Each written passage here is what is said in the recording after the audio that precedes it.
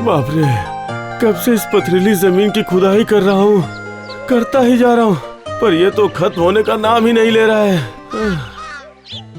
क्या बात है मेरे भाई, क्या हुआ? इतनी दोपहर को तुम क्या कर रहे हो मदन? और क्या करूँगा भाई, किसान हूँ, खेती करके पेट भरता हूँ। वो तो मैं जानता हूँ मेरे भाई, पर इस पथरीली जमीन को तुम अकेले कैसे खोदोगे ये बताओ। मेरी मानो तुम एक ट्रैक्टर खरीद लो, समझ गए? उससे तुम्हारा बहुत टाइम बच जाएगा। भाई मेरी जो आर्थिक अवस्था है उससे तो मैं नमक भी नहीं खरीद पाता हूँ, समझे?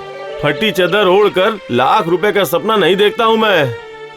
अच्छा ठीक है, तुम्हें जो ठीक लगता है तुम करो, मैं चलता हूँ। हाँ ठीक है भाई, ठीक है। मुझे अभी बहुत सारी जमीनें खोदनी है।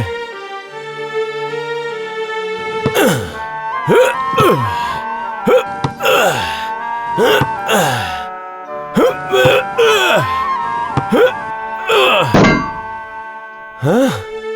अरे ये क्या है? ये तो कोई पीतल का घड़ा लगता है। अच्छे से खोद के देखता हूँ।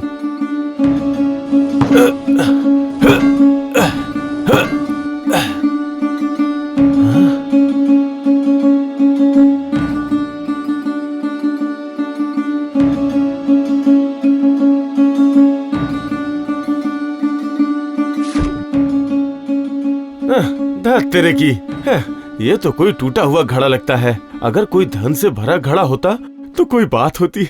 हे भगवान, हे भगवान, क्या मेरे भाग्य में कुछ भी नहीं है? क्या मैं पूरी जिंदगी ऐसे ही मजदूरी करता रहूंगा? भूख से मेरे पेट में दर्द हो रहा है। चलो कुछ आम तोड़ के ही खा लेता हूँ।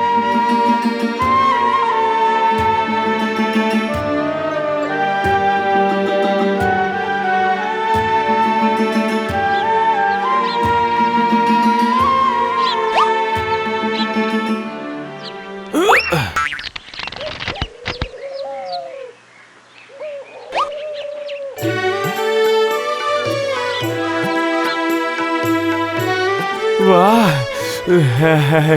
इतनी भूख लगी है कि ये आम खा के तो मजा ही आ गया। कुछ आम मालती के लिए भी ले चलता हूँ। चलो, ये घड़ा किसी काम तो आया। हाँ,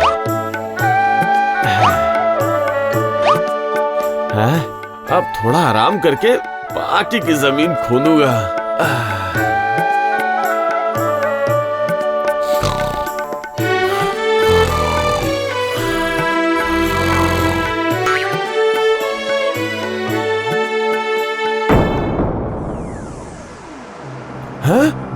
ये क्या? मैंने तो कुछ आम ही इसमें डाले थे, इतने सारे कहाँ से आ गए? लगता है जरूर इस घड़े में कोई जादू है। एक बार और प्रयास करके देखता हूँ।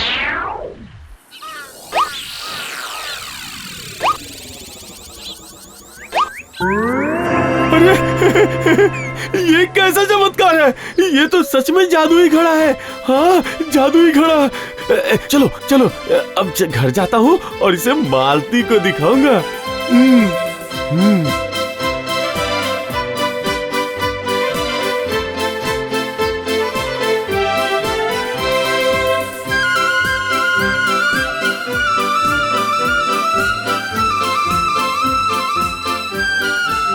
इतनी देर हो गई है और ये अभी तक घर नहीं लौटे। पता नहीं कब आएंगे, भगवान ही जाने। यहाँ रसोई में पकाने के लिए कुछ भी नहीं है। कल से हम क्या खाएंगे, भगवान ही जाने। क्या बात है मालती, तुम अचानक भगवान को क्यों याद कर रही हो? और किसे याद करूं? उनके अलावा हमारा और है ही कौन? जल्दी से दरवाजा बंद कर दो। ओए माँ, ये आप क्या कह रहे हैं? दोपहर में दरवाजा क्यों बंद कर दूं? और ये घड़ा किसका है? कहाँ से लाए हैं? जरा धीरे धीरे, जो कह रहा हूँ तुमसे वो करो। ये लो आम खाओ। देखो पेड़ के पके हुए आम हैं, बहुत मीठे भी हैं। खाओ खाओ। पागल हो गए हैं क्या? घर में अनाज पानी कुछ भी नहीं है, सिर्फ एक परवल और आलू पड़े हैं और आप अनाज के बदले ये आम लेकर आए हैं। अरे अब किसी चीज की कमी नहीं रहेगी मालती। जाओ जाओ वो परवल और आलू ले आओ, उसके बाद तुम इस घड़े का खेल देखो। जाओ जाओ जाओ जाओ जाओ। पता नहीं क्या क्या बोले जा रहे हैं ये। जो बोल रहा हूँ वो करो और जरा धीरे बोलो, धीरे धीरे।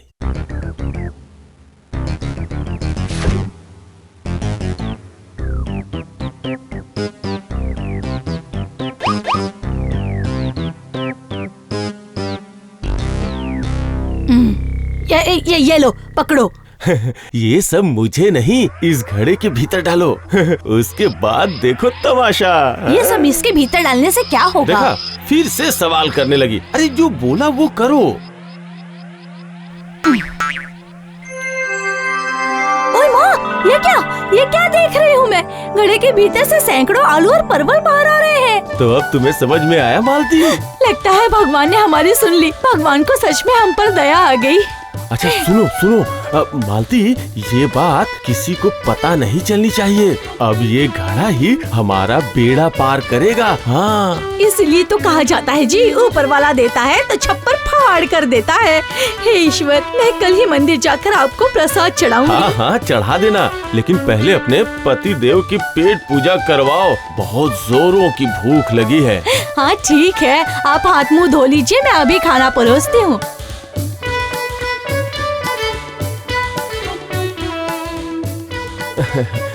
सुनो मालती, मालती, इतने सारे आलू परवल आम हमें इतनी जरूरत तो है नहीं, तो मैं सोच रहा हूँ कि कुछ अपने पास रख के बाकी सब बाजार में बेच देता हूँ। हाँ हाँ, ये सही कहा आपने। इतना सबका हम क्या करेंगे? ज्यादा दिन रहेगा तो वो सड़ जाएंगे, है ना? उससे अच्छा है कि आप इसे बेच आइए। अब तुम देखना मालती, अब हमारे जीवन में कोई दुख और कष्ट नहीं होगा।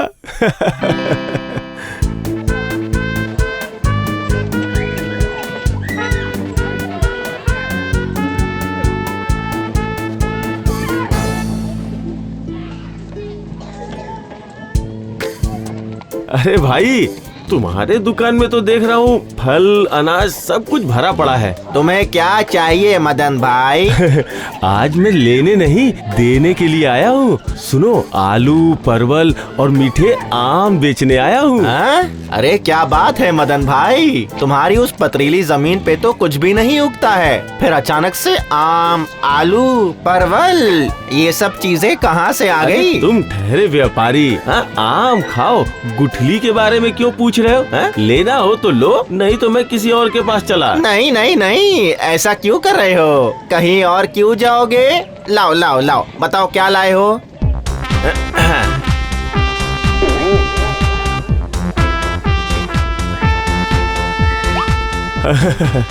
बहुत दिनों के बाद आज रुपए हाथ आए हैं। मालती के लिए एक नई साड़ी लेके चलता हूँ। कितने दिनों से उसे कोई नई साड़ी नहीं दी है मैंने।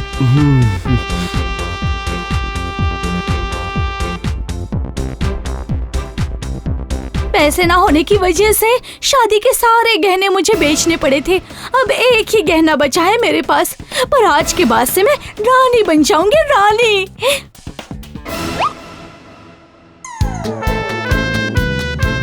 अरे बाप रे, इतने सारे गहने!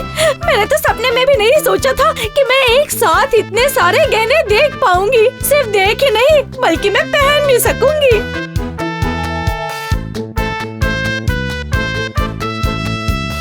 अरे अभी घर का दरवाजा क्यों बंद करके रखा है? अरे मालती, कहाँ हो मालती? जी अभी आती हूँ।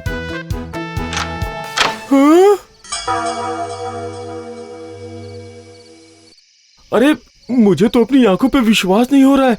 इतने सारे गहने संध्या बेला में क्यों पहन के खड़ी हो? अब मैं आपकी गरीब बीवी नहीं रही, अब मैं रानी बन गई हूँ, रानी। सुनो मालती, ऐसे बच्चों जैसी हरकतें मत करो। अगर किसी ने देख लिया तो हमारे लिए अच्छा नहीं होगा। सुनिए जी, बहुत दिनों तक पैसों की तंगी की वजह से हमने बहुत कष्ट सहा है। अब मैं रानी की तरह रहना चाहती हूँ। जब भगवान ने हमें ये जादुई घड़ा दे ही दिया है तो अब मैं दुखी क्यों रहूँ, बताइए? सुनो सुनो सुनो सुनो, बचपना मत करो। समय सही नहीं है, अगर किसी को पता चल गया तो मुसीबत आ जाएगी। अच्छा ठीक है, मुसीबत के बारे में ज्यादा मत सोचिए। मैं उन औरतों की तरह नहीं हूँ कि जिनके पेट में बात नहीं पचती। मैं किसी को नहीं बताऊंगी। अच्छा ये लो पकड़ो, तुम्हारे लिए लाया हूँ, देखो जरा, देखो तो। अरे वाह, कितनी सुंदर साड़ी है। मैं अभी ऐसी और साड़ियाँ बनाऊंगी। अरे अरे अरे, ये तुम क्या कर रही हो? क्या क्या कर रही हो तुम? हाँ? सुनिए जी, मैं अपने लिए 2-3 साड़ियाँ रख लेती हूँ और बाकी की जो बचेंगी ना, अब जिस दुकान से ये साड़ी लाए थे उसी दुकान में बेच आइए। हाँ? नहीं, हाँ।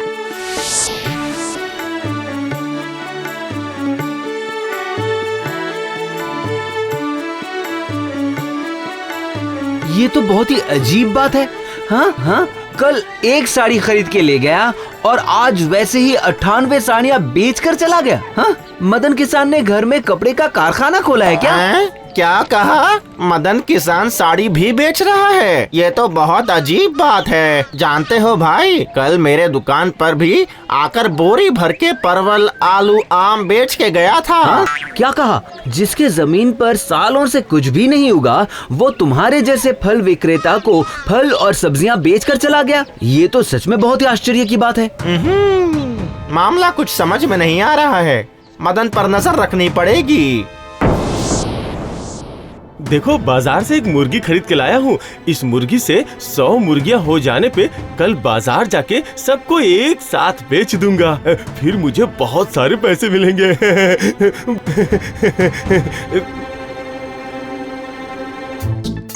अब देखो तमाशा। अरे अरे रुको रुको, कहाँ ना रुको। अरे मालती, जरा मुर्गियों को पकड़ो तो।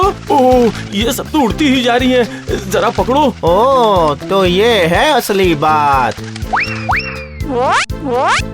चलो भाई, कल सुबह होते ही ये बात मुखिया जी को बताते हैं। हाँ, सही कहा। हमारी आंखों के सामने वो गरीब मदन अचानक से अमीर हो जाए, ये हम होने नहीं देंगे।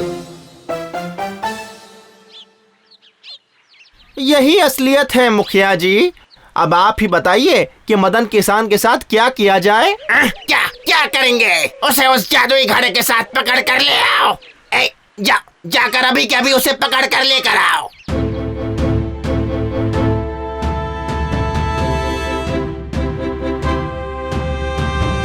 मदन, चलो, तुम्हें मुखिया जी ने बुलाया है। मुखिया जी ने मुझे बुलाया है? पर क्यों? वो तुम्हें चलने के बाद पता चल जाएगा। चलो अब अपने जादुई घड़े को लेकर आओ। हे भगवान, मर गया। मुखिया जी को कैसे मेरे जादुई घड़े के बारे में पता चला? है? तुम चलते हो या तुम्हें अपने कंधे पे उठा कर ले चले?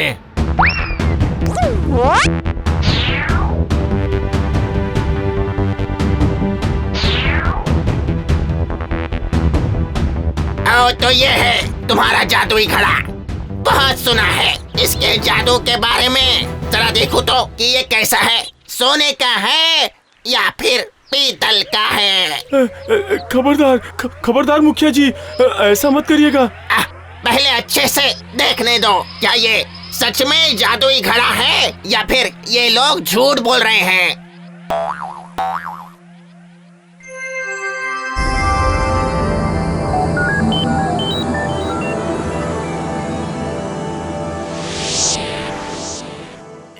ये क्या, इसमें से कौन से असली और कौन से नकली मुखिया जी हैं?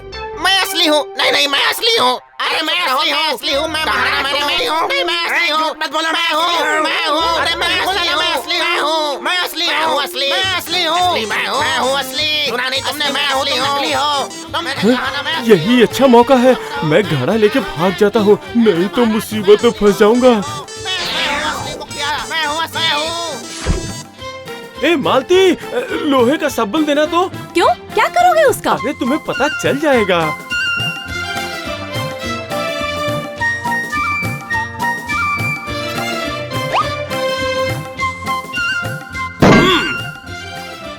अरे रे, ये क्या किया? इस जादुई घड़े को क्यों तोड़ दिया? जो किया है अच्छे के लिए ही किया है।